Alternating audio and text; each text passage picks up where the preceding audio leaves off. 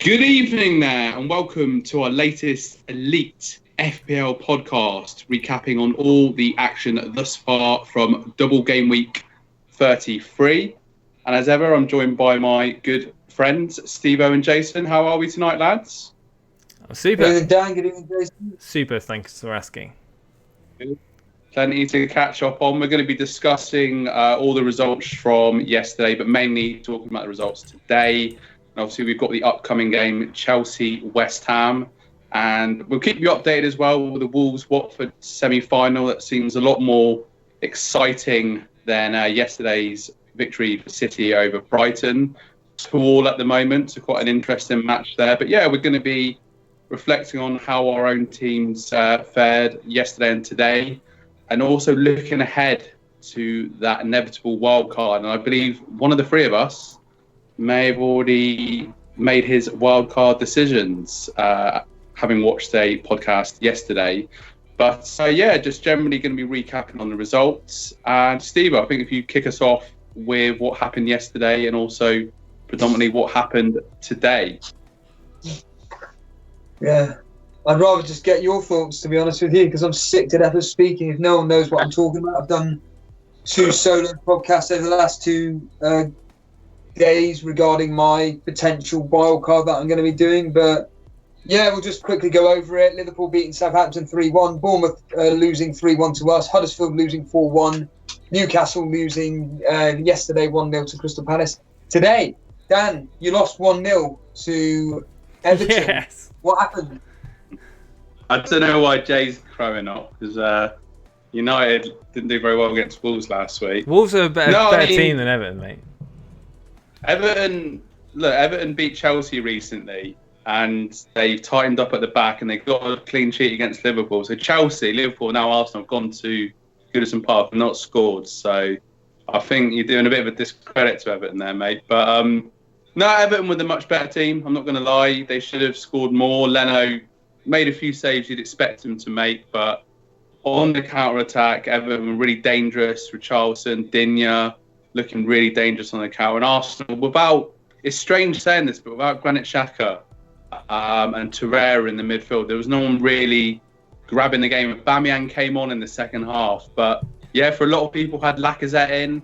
I think he had one chance throughout the whole game. So yeah, disappointed. I knew it was going to be I was hoping for the draw, but it's going to be a long, haul to the end of the season, I think. So we will see what happens next week. Absolutely. How are the guys in chat, Jason? Let's go and say hello to them. Yeah, it's they're pretty active once again this evening. It seems like a little while since the three amigos have all been together in a podcast. It's been Steve-O TV for the last few days.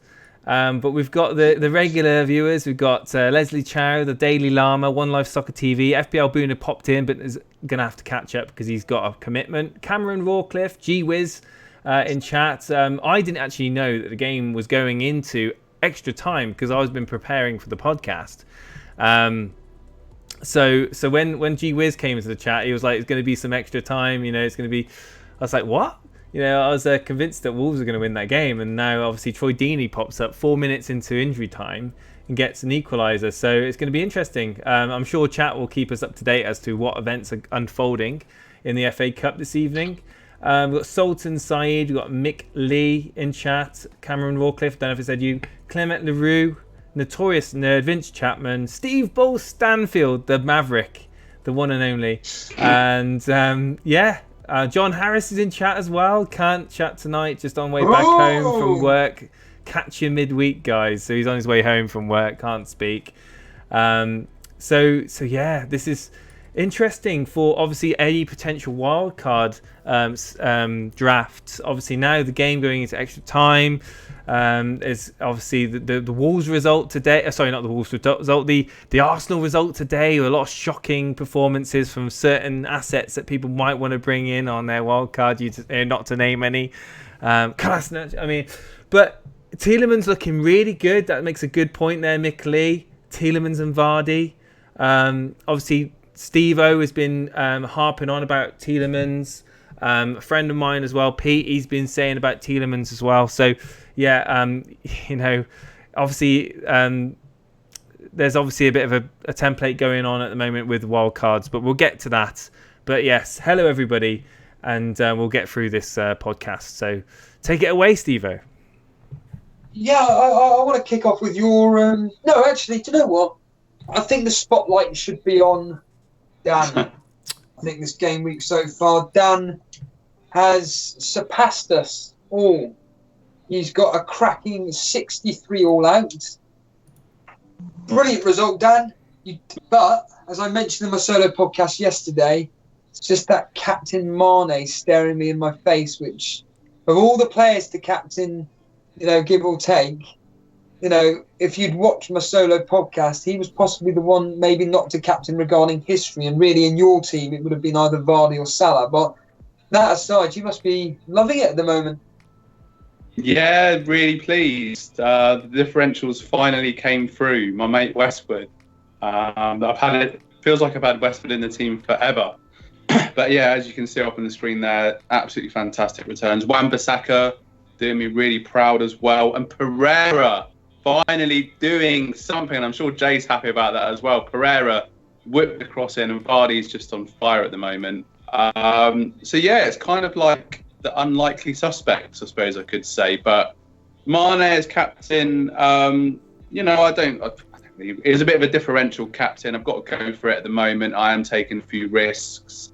Looking back, Vardy would have been a better choice, but we can all look in hindsight. I'm pretty happy with the game week thus far. I've got to be honest with you, after the whole free hit thing for the double game week, I've kind of given up a bit. And this is the thing with FPL. It's like, at that moment when you give up in your season, you kind of just do well all of a sudden, and you have that glimmer of hope, and that's what kind of kills you. But I know obviously tomorrow Chelsea play West Ham, and West Ham just leak goals for fun on the road. And Pete Andrews is sixth in our mini league at the moment. He has Hazard as captain. A few people have got Higuain as well, but yeah, I'm more worried about Hazard, to be fair. But look, it's a good game week. It's a bit late for me to get silly and start talking about creeping into the top four, but it's nice to see some returns from players you wouldn't expect, really, I guess, like Westwood, and Wan-Bissaka's done pretty well for his value all season, but nice to just and it's, as Cameron Ratcliffe says in chat, that was Westwood's second ever goal for Burnley, so that really was, obviously got assist as well. But yeah, Fraser doing nothing. He could have got an assist for Wilson, but Wilson blazed that over late on. So yeah, just a complete change from last game week. So a bit disappointed about Mane, but I actually realised I've still got Salah in my team. I forgot that some people above me don't have Salah anymore, and I, just negated the fact that he actually did score and finally ended this barren run of his. So that was something. But yeah, looking forward to getting stuck into the wild card, have a bit of fun. But yeah, Tielemans that you mentioned before, another goal for him, and he certainly looks an interesting player to consider going forward. Yeah, you're only now 34 points off that fourth spot, so you've actually done really well. But as you stated, unfortunately, your rivals around you have got a few differentials on you left. Like I said, you're all out. And you know what, Jason? I was a bit annoyed at the fact that I genuinely thought that my Hazard captain would be a differential. I see you captaining, then I see everybody else has captained him. What was your thinking? We'll go on to your team now. What was your thinking behind captaining Hazard then? Form. I've been saying all season, form over fixtures. And yeah, and not only that, he was part of my transfers in as well.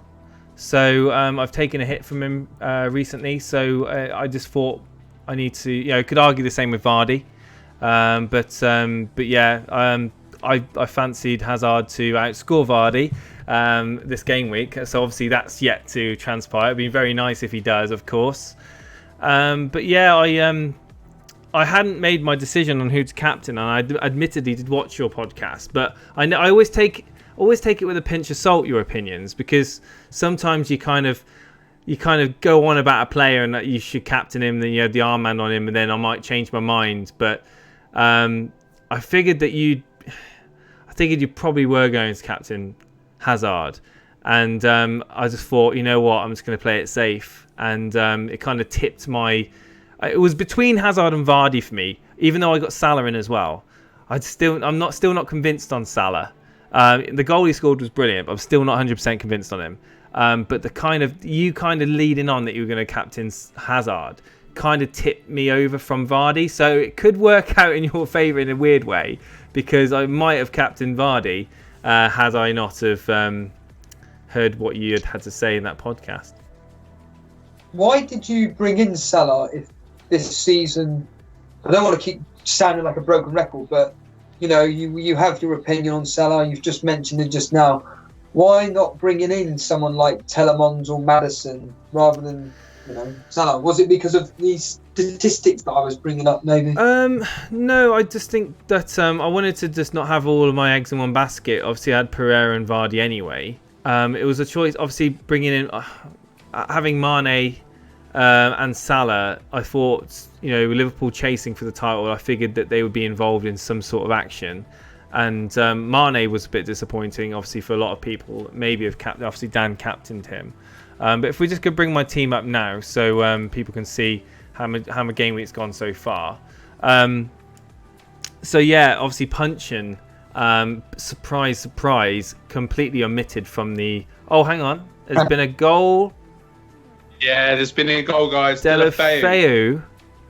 Can I just let me just quickly interject, now I've just heard that line. So I mentioned in my solo podcast yesterday that I'm deliberately going to be playing a game where I'm going to be trying to catch the price rises for this wild card, and then on Thursday evening I'm going to set my wild card, and that'll be it, to catch all the price rises. And I kept banging on about the Watford midfielders. They all seem to be scoring, similar points and everything. I originally had Delafeu. Guess who I got rid of this morning? I got rid of Delafeu for Decora. Or was that last night? I can't remember. And now guess what? I'm probably going to bring in Delafeu again. It's form. I mean, he's on form at the moment. Despite the comments from Troy Deeney, who isn't the manager, by the way, doesn't make the team selections. But obviously, I don't know. It's a toss-up. Decore or Delafeu. I mean, I think as a result of this goal, obviously probably to win the game now, you would imagine, is going to be the more popular pick for a lot of people to bring in. So ignore Watford on your wildcard at your peril, says Notorious Nerd. I think Watford were always going to be represented in a lot of people's wildcards. May now transpire to be more than one. So obviously Foster and obviously one of the midfielders, and possibly a defender. I mean, but the problem with Watford defenders is that you never know which selection are going to be fielded, especially in a double game week where they're prone to rotation. So going back onto my team, now when it comes to the game tomorrow, this is going to be very interesting between myself and you, because I still have Higuain to play. Now, Higuain, it all depends on how Sarri wants to play it, whether he wants to keep Giroud for the cup game and play Higuain against West Ham. I mean, that would be ideal for me. Will Hudson-Odoi play? That's another one that could easily go against me. But Batshuayi, absolute disaster transfer. Absolutely, that's going to go down as a big fail for me. Taking a hit to bring part of a hit he was an enabler, admittedly. But I think it's worth saying that even though I did a -20 last week, if my calculations are correct, and I've gone over them a few times, I would have probably played Kiko Femenia that game, who got obviously a return, and I would have probably captained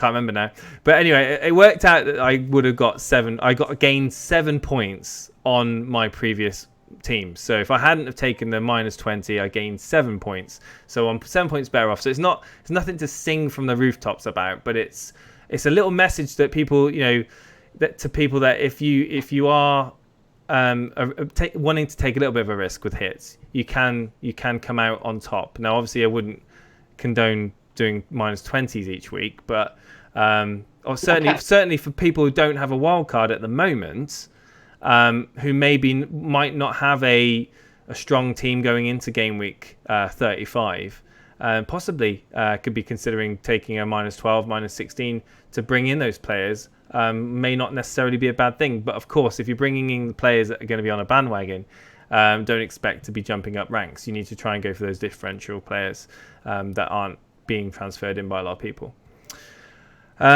So yeah, that pretty much sums up my team. Obviously, you talked about Wan-Bissaka, Salah, just the standard goal, which was absolutely subliminal. We talked about Vardy. So Steve-O, do you want to talk about your team and how you feel your team's performed this game week? Yeah, I've had a bit of a disaster. So the 23 points doesn't really, 19 whatever, doesn't really represent the full story because I've still got my 3 players on the bench technically, but they're going to be auto subbed. Yeah. So that's 7 points. So I got 30 -4, so I'm on 37, whatever, 30. Yeah, 36. 26. Sorry, and you're on 30. Hudson-Odoi. Hey, you're on 30 points, aren't you? Yeah, but -4, 26. Right. Yeah. Yeah. So Hudson-Odoi, he ain't going to be playing tomorrow, or if he does, he's going to make a cameo appearance. I honestly have this gut feeling that Hazard is going to do absolutely nothing. I do read a lot into the history of these players, and the last 3 games he is blanked. He's blanked against West Ham in three matches. Higuain, I mentioned it last night. I really hope Sarri does play this Europa League style team where Giroud plays, Hudson-Odoi plays, and they just have some fun. You know, the fun was brought back to Chelsea last match against Brighton, and I really do hope Sarri has learned from that, but I just don't think he will, and I think Higuain will start. I think he'll stink the place out again. I actually think that game is going to end very, very tightly. You know, 1-0 either way, 1-1, maybe 0-0. I've got all the players everybody else has got, but I'm just still perplexed at the fact that so many people captain Hazard. And that's got nothing to do with the Fantasy Football Scout site having him as the voter thing. I mentioned...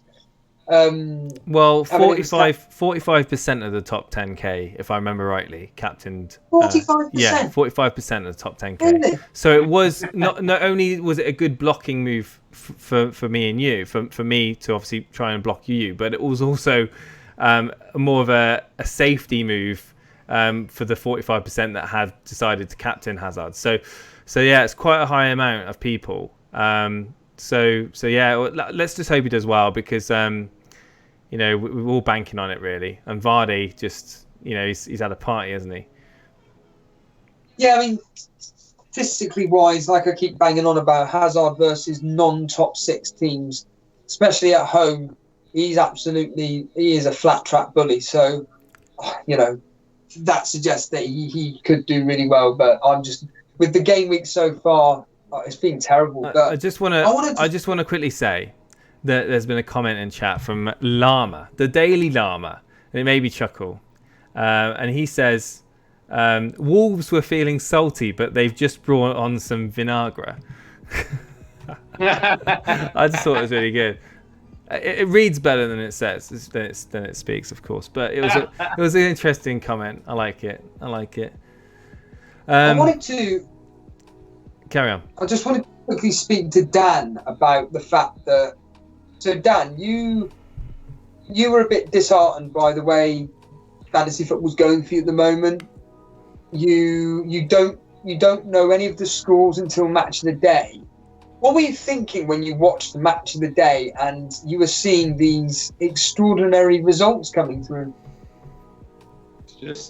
I think the one that shocked me the most, was your team winning 3-1 at Bournemouth. I mean, I looked at my team on Friday and I thought, I've got Westwood in there, just play him, you know, whatever. Pereira wasn't feeling very confident, you know. And when Mane didn't pay off, it's like you said about having your captain in the last game of the weekend. So, like, tomorrow, Chelsea West Ham. For me, my captain fell happened on Friday evening, so I was like, oh, for God's sake. But Trent Alexander-Arnold getting an assist, Salah got a goal, Mane did nothing, but, you know, these things happen. But, yeah, just, you know, I mean, Newcastle should have scored against Palace, but they just couldn't. They didn't have the composure in front of goal. So Wan-Bissaka getting some good returns there as well. Vardy's just been, ever since Brendan Rodgers taken over, he's just been on fire, and it just makes you think Claude Puel, what was going on between them two. But no, I'm happy. This is the thing that's happened all season with me though, Steve, is that as soon as the pressure we've got a little that's a private joke. What was this? When two friends are speaking to, when two good friends are speaking to each other, and one of them is making a point and they say that person's name, you know it's serious. So yeah, go on, Dan. Explain to your doctor what you want to get off your chest.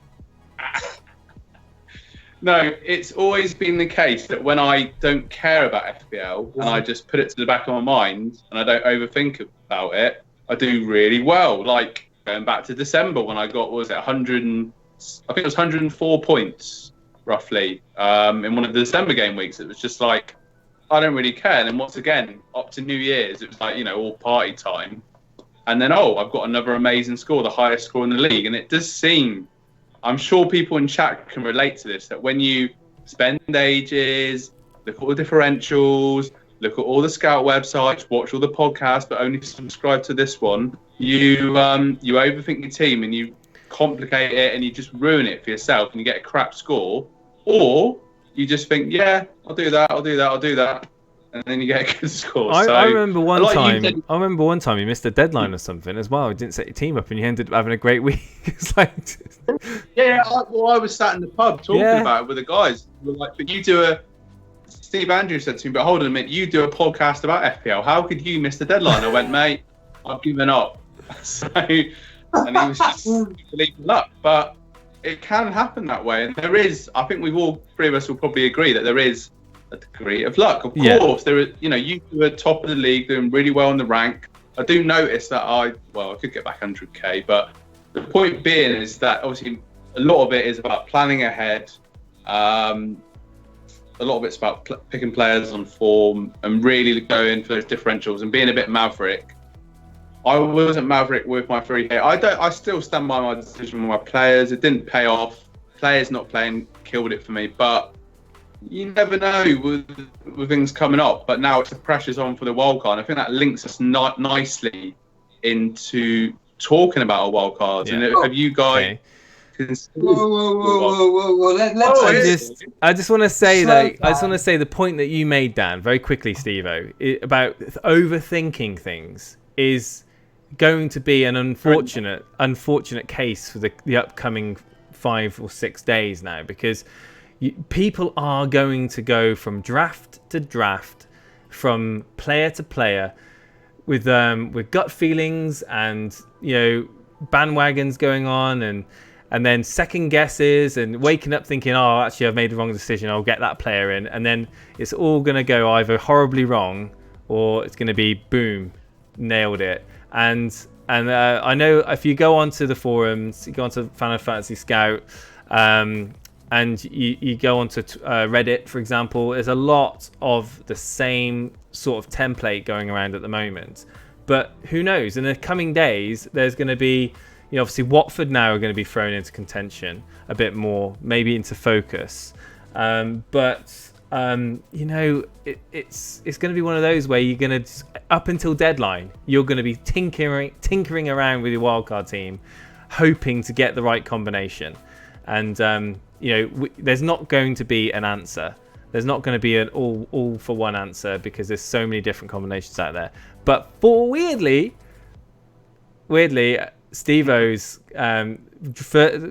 most recent draft is very similar to mine, so that obviously does, you know, go to show that you know, there are obviously a lot of like-minded moves at the moment. But I just want to read a few things in chat before we go on, Steve-O, with what you're going to say. What did we learn for the last double game week? There can be a lot of disappointments, Notorious Nerd. A lot of disappointments, absolutely. In cases of single game week players outscoring double game week players.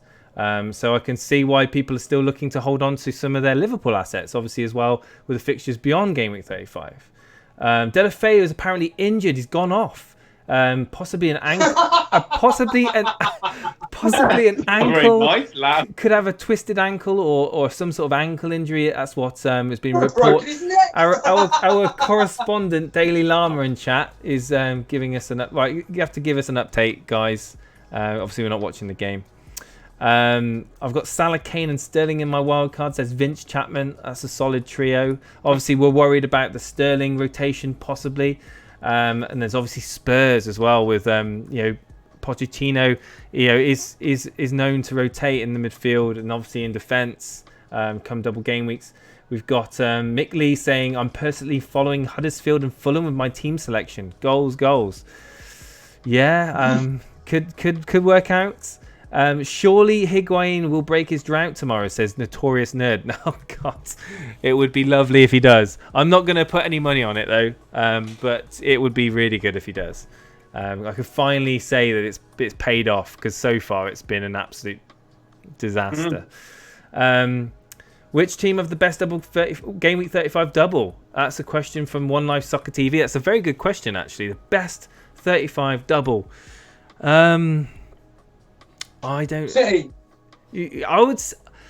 The best double. I mean, in terms of fixtures, no, not City. But in terms of the ability to score and the ability to get the maximum points, definitely City. But it all depends on how you're looking at it. Are you looking at it form-wise or are you looking at fixtures-wise? But yeah, I'm looking at the fact that Man City love to play top 16. Yeah, absolutely. But you've got to try and find the right combination, of course. Heung-min Son, is he a good option? Yes, I would say he is a good option, but I wouldn't expect 180 minutes from him over the two games. Probably, you'd be lucky to get 110, 120 minutes probably from him. So I'm pretty much caught up with what people have to say. It's interesting. One of the points in chat saying what will we learn from the last double game week. In my case, it's just like you said, picking players that play but are likely to play both games. That's what really cost me. Obviously, the situation with Lindelof was quite unique, but the Man City assets for me: David Silva not playing against Cardiff, not coming on. Sterling not coming on.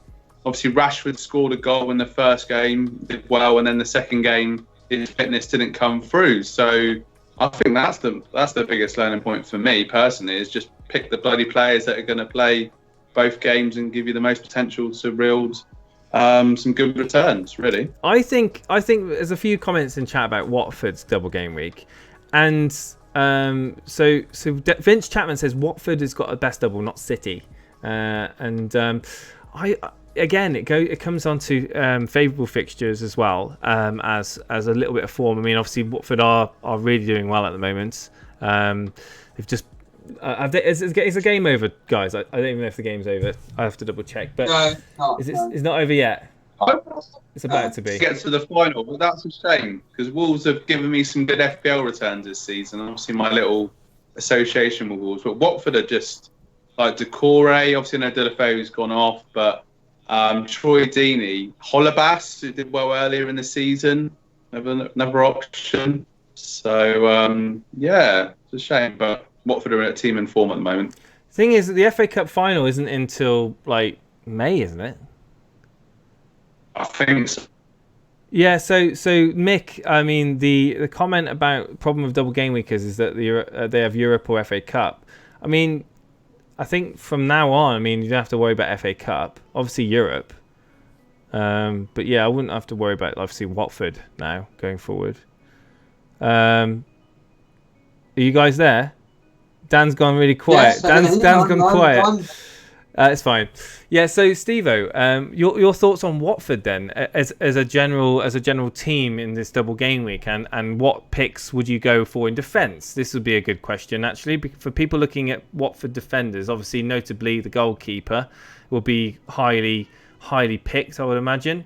But any defenders? Would you consider any of the Watford defenders? I'd be only wanting to get in of Watford defence, so to speak.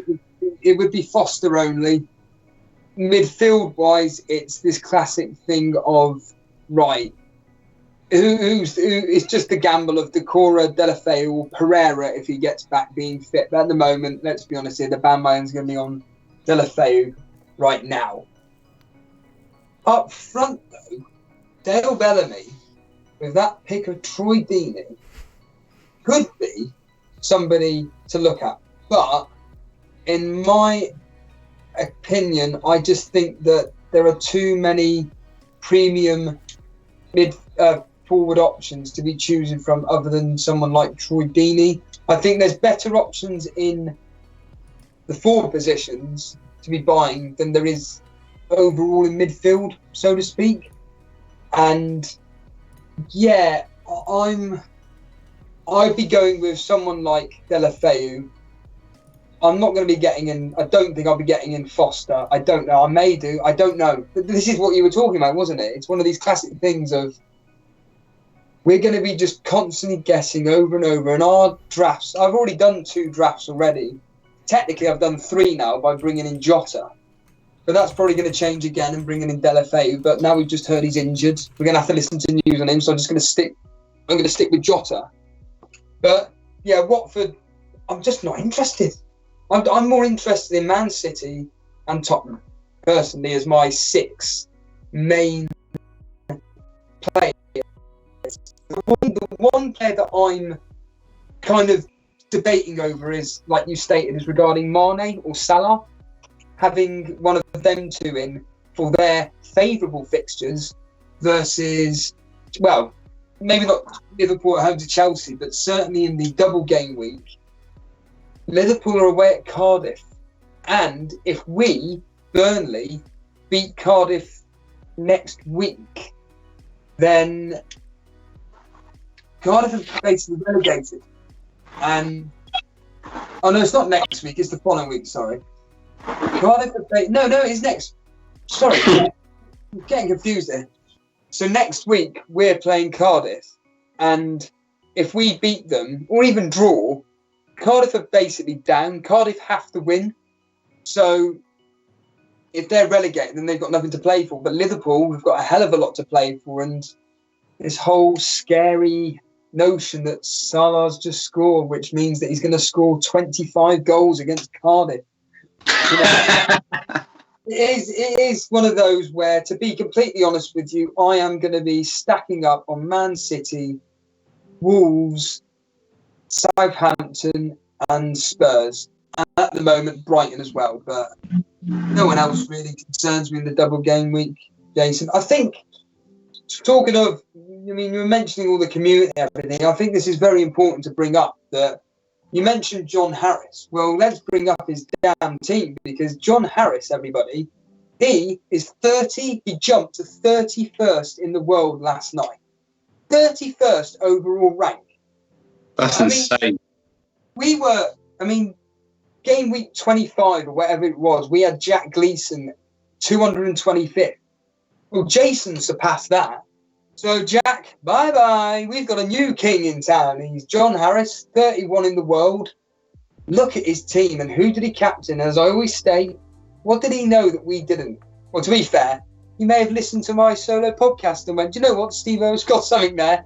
I'm going to go with Jamie Vardy. And he captained Jamie Vardy, brought in Maddison, who got in that fantastic free kick. I saw that on Match of the Day this morning.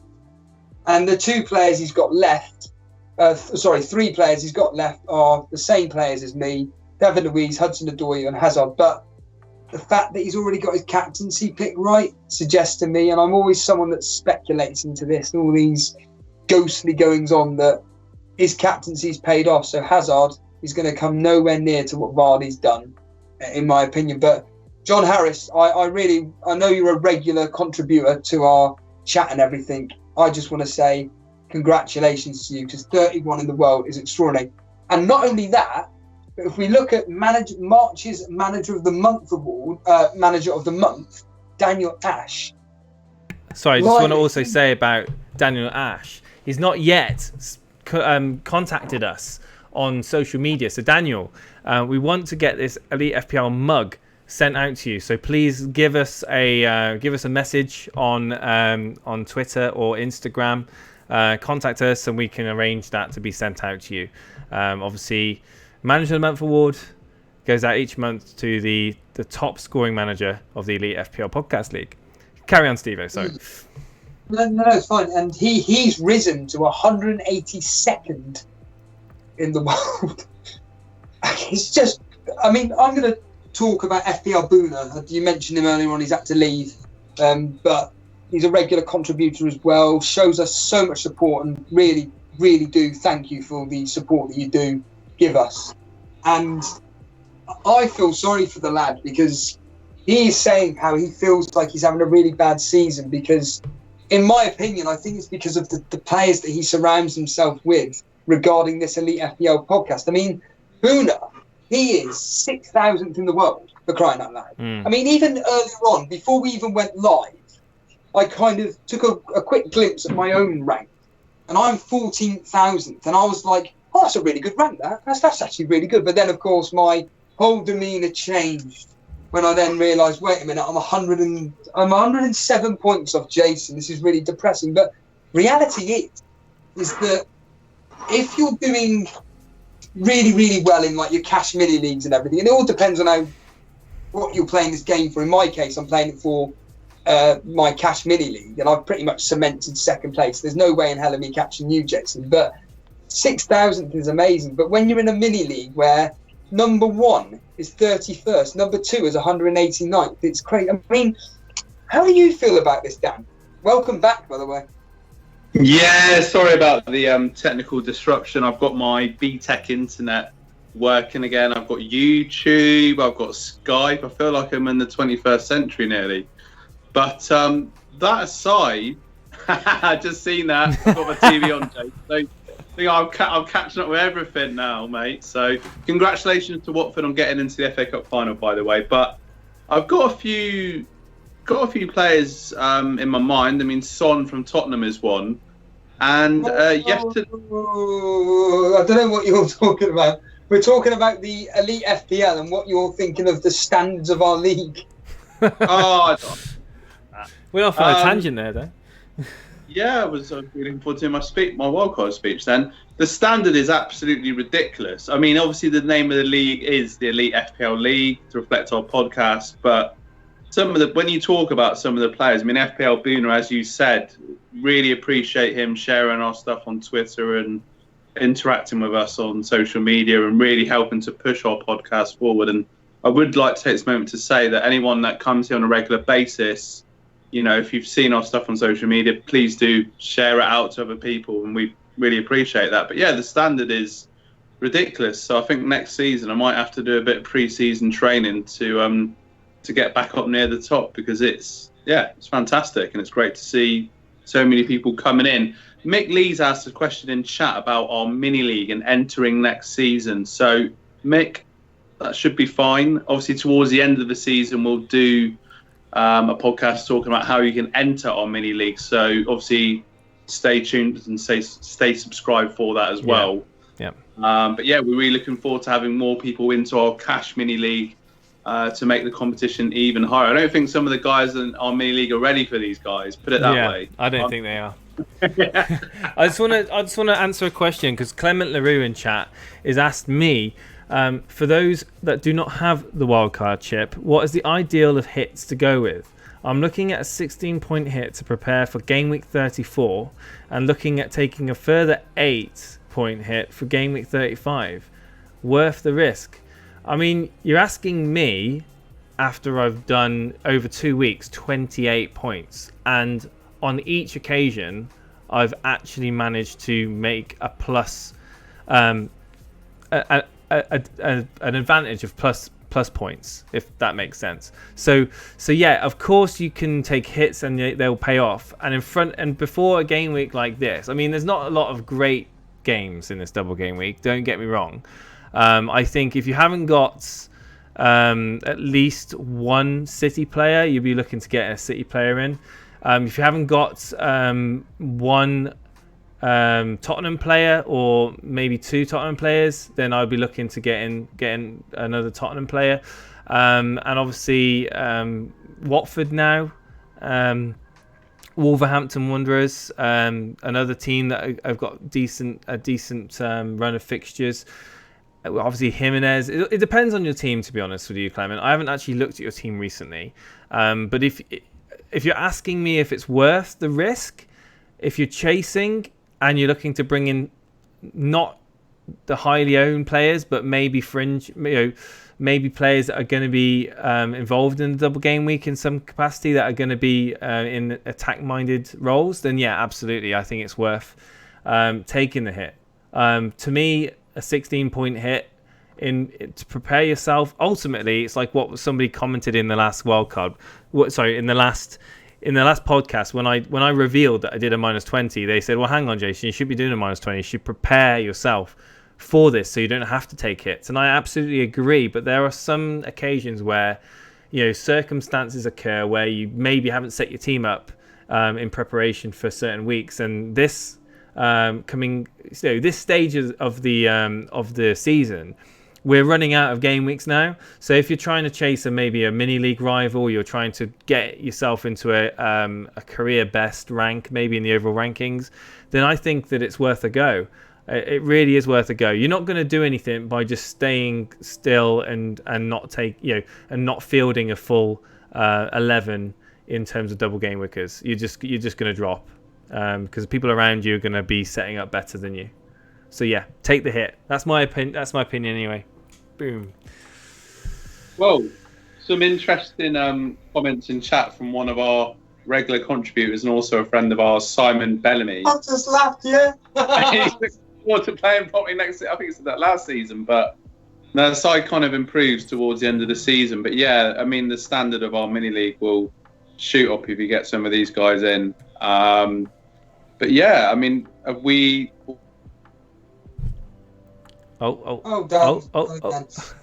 I think Dan is going to talk about what our thoughts are on the wild card. Jason, are you? We'll talk to you because, like I said, I'm kind of like sick to death of speaking about it. But I can't. What is your strategy at the moment? Like, are you? Do you know? Please, just what are you revealing as your players so far that you brought into a draft regarding your wild card at the moment? Did you hear that, Jason? Yeah, I heard it, mate. Okay, so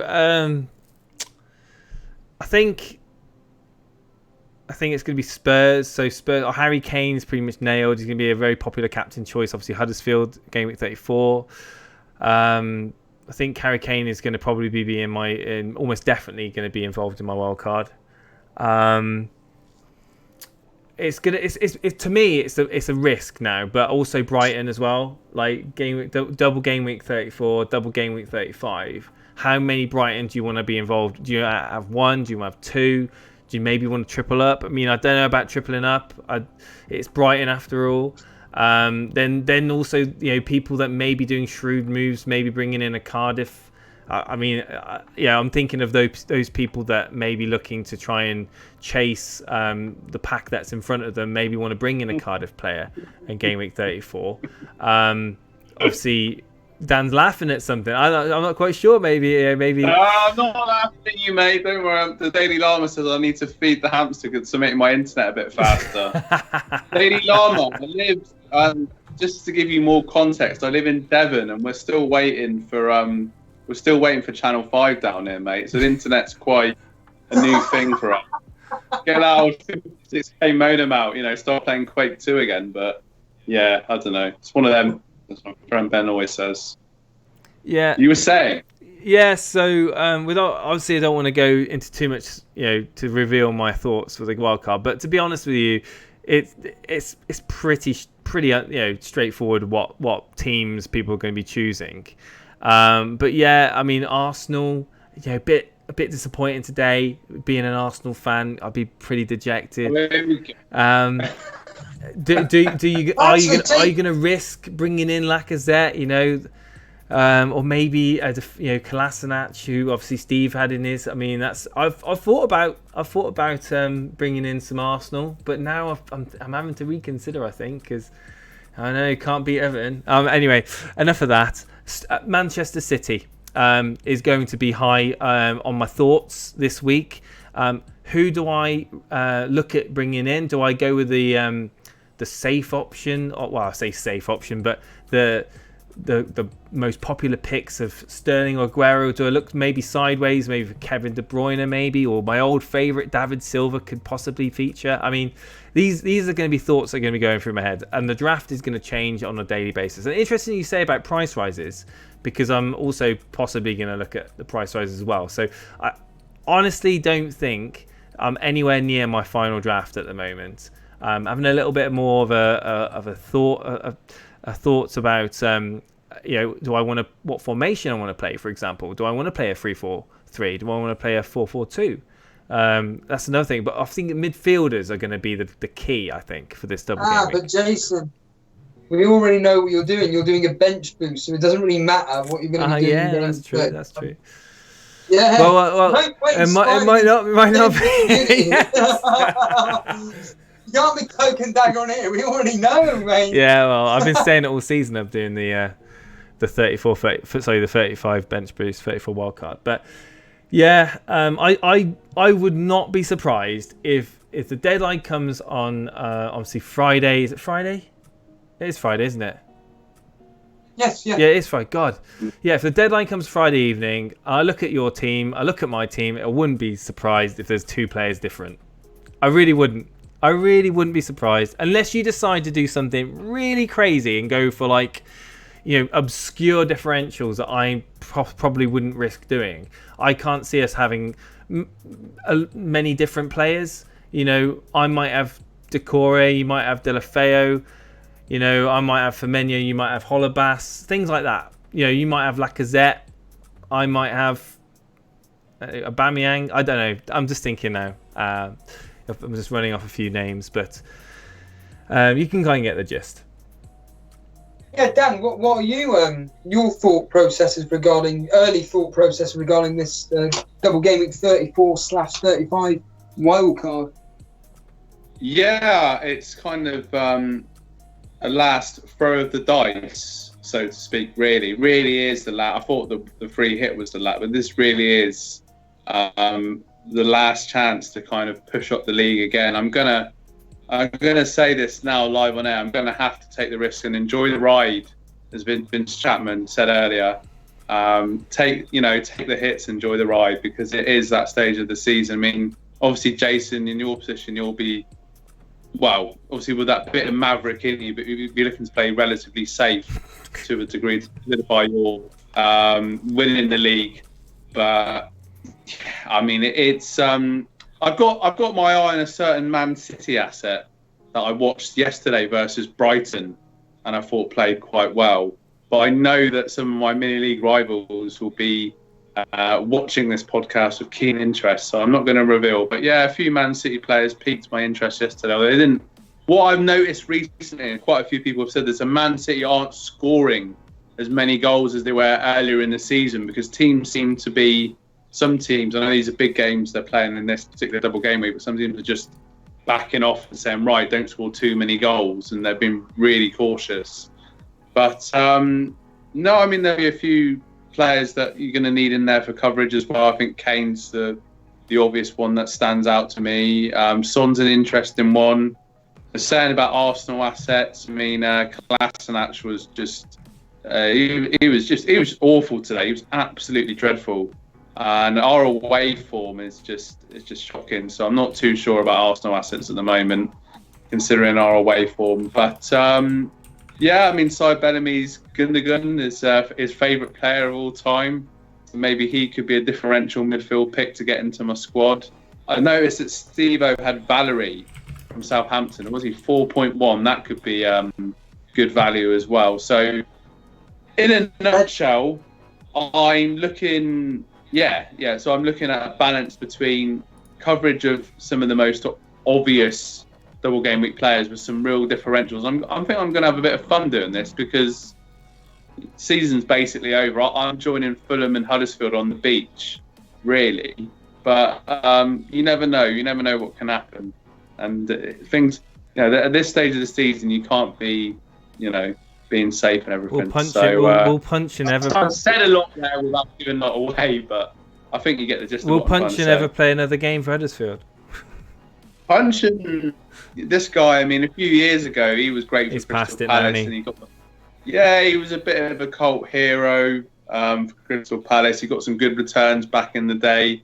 A bit of a nostalgic FPL pick is Punching, but he had a bad injury, and I think, unfortunately for Punching, his career's winding down a little bit. So, yeah, no, definitely. Basically. Yeah, it was a great pick, wasn't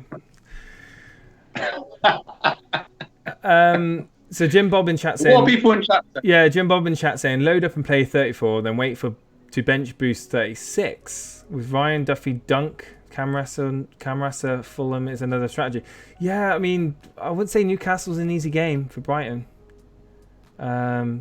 I don't know, but I mean that's a different strategy, Jim Bob. And of course, if you're looking to do things differently, that's an option. But I would certainly think that the best option at the moment is going to be the Wildcard 34 and bench boost 35. That's my preferred. And the more I think about it, Man City, those fixtures, rotation. I don't think there's going to be that much rotation in those fixtures, and I can see myself definitely having at least 2 Man City in, without a question about it.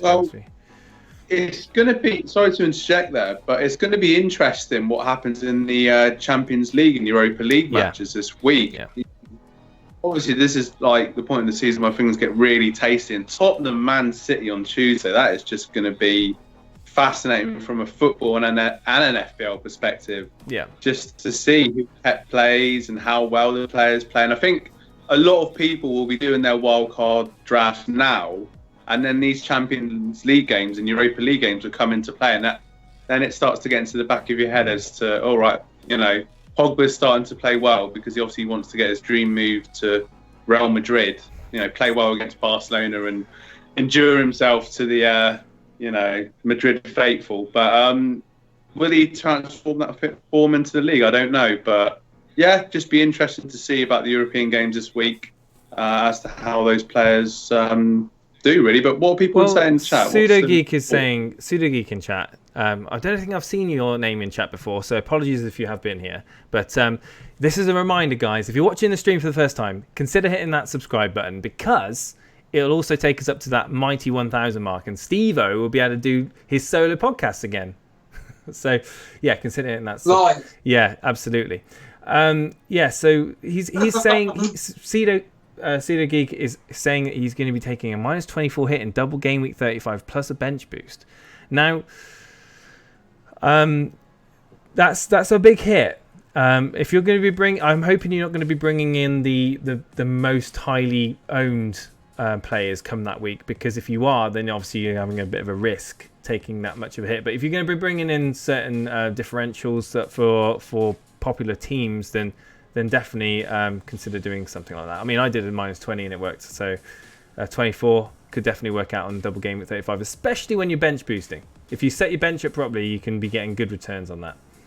Mick Lee says, I fancy bench boosting game week 38, or is that mad? It's a different strategy. Steve-O, you like game week 38, don't you? No. Well, you were saying about game week 38 is the best, that normally there's a lot of goals in game week 38, and it's not a bad option to triple captain. Yes, of course. You were saying all that, so. Because that's the dilemma for me. It's a question of, do I put all my eggs in one basket for double game week 35 and play bench boost, or do I kind of do what you were mentioning earlier about a formation and use my triple captain on the 2 players I've been banging on about regarding Aguero or Sterling? That's the thing. And that is a really good point.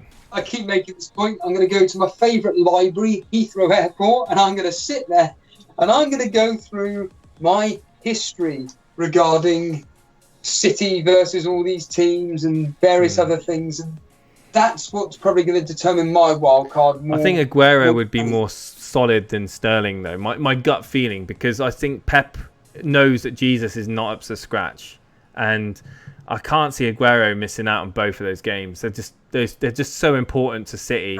They're so important to City, and if you did decide to triple captain, then that would be, I think, one of the best times to do it. I would say, I wouldn't be surprised if Aguero does haul pretty big in double game week 35. Well, what's your Dan? What is your thoughts on the rotation circumstance in the sense of, so it's, as you've just stated, Spurs, Man City, then each of these two respective teams are playing home and away at the weekend, then they're playing each other the following game week, and then they're playing each other again in the Champions League. What do you think actually they both may rotate in their quote unquote easy fixtures? So for example, City playing a quote-unquote weakened team versus Crystal Palace, and of course Spurs at home to Huddersfield, favourable fixture. Maybe Llorente coming in for Kane, or Son being rested and Lamela playing if he's not injured. I don't know, whatever. But yeah, the point being is that what are your thoughts on potential rotation risks? Or are you in the same camp as me, where I believe that Spurs are obviously fighting for a top 4 position and they have to play their best team. City are playing on all 4 fronts, quite literally, and will be wanting to play their best teams.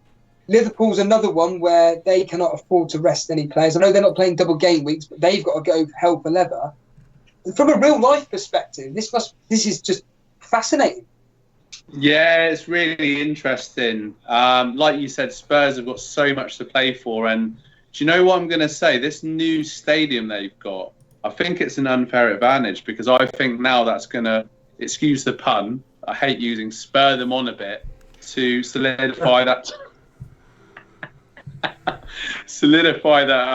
top 4 space, because that you know, obviously Son coming back into some form. I don't think Spurs will rotate as much. I think Kane will play against Huddersfield actually, but don't come back at me if he doesn't, because I'll be happy if he doesn't. But I think it's that stage of the season now where they can't afford to. And for Man City, away to Crystal Palace, I mean, they lost to Crystal Palace in the reverse fixture, and last season they drew 0-0.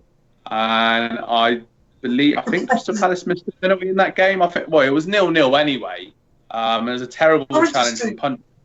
Can I just say something? That Milivojevic. My goodness, we all when everybody was banging on about him for the double game, VAR, mate, next year. Well, I did anyway. Banging on about him getting a penalty and everything. That's the only way he's going to get points. In 3 games, he's got 2 penalties. I will say next season you're going to see a lot more penalties in the Premier League. A lot more penalties. Yeah. Well, no, Milivojevic, or however it is you say his name. Apologies to any Crystal Palace fans out there, but let's face it, Crystal Palace play on the counter attack. Players like Zaha, Townsend, they're very dangerous players. They're good at winning penalties. It's as simple as that, and he's just clinical with the penalties. And he is somebody that I mentioned as a differential pick for the previous double game week. Did I take my own advice? Of course I didn't. So, but it's a weapon for Crystal Palace, really, because, like I said, particularly Zaha, he's an old school kind of winger that will just take on people with his tricks and wins penalties, and it works for Palace. It works on the counter attack. So going back to what we were saying, I think Man City, they won't be looking to rest too many players. And one of the guys in chat mentioned about Bernardo Silva. I mean, he does seem to be Pep's kind of favourite, if you like, and he's in really good form, and he's somebody that will be good value as well. He's definitely in my draft at the moment. So I don't think Spurs and Man City will rotate as much as people might think, considering that, Spurs are going for the top 4, Man City are going for the league. But it'll be very interesting, Tottenham Man City on Tuesday, see how that goes in terms of form for the next game week coming up. Yeah. So yeah, a few more comments in chat. We've got Vince Chapman saying we're now up to 361 subscribers, guys. Well done. Thank you so much for hitting that that subscribe button, and helping us towards that goal of 1,000. Obviously, next season will be a 1,000 subscriber goal. John Harris seems to think it'll be easy for us to get up to that pinnacle. It's a snowball that's slowly moving at the moment, which is good, and it's You know, it's, Well, we all know why that is. Everyone wants to look at what Steve-O's wildcard is so they can drop down to 14,000. well, I've worked out your overall rating. So your overall rank as of right now, with auto sub. So it's taking into account the players that you've got on your bench. You're up to 12,643. Obviously, you did drop. But tomorrow is your big one. The big players play tomorrow for you. So you're looking to get yourself back into that top 10k tomorrow with obviously your Hazard pick. Maybe even Hudson-Odoi might come out with, obviously David Luiz could even get an assist and a clean sheet. You just don't know. But obviously penalty save for Kepa would be brilliant for me. But yeah, in chat we're talking about Spurs on a mission to get the Kane the golden boot, says Notorious Nerd. I mean, he just seems to not... He doesn't miss a minute, does he, Harry Kane? It's amazing how he doesn't get injured, to be fair. Yeah, I mean, he got, was it 30 Premier League goals last season, but Salah had just such an amazing season. Harry Kane got he got the golden boot the 2 previous seasons. Maybe that's how Tottenham were going to keep Kane at Spurs. So maybe that's the whole thing. So at the moment, you know, Kane does have these games where he explodes against the so-called poorer teams or smaller teams. You know, his ceiling for exposure is quite high. So I think a lot of people will have Kane in their double game week picks. I've just seen another comment from John Harris saying about any chance that Hudson-Odoi starts. I'm sure Steve-O will have the answer there.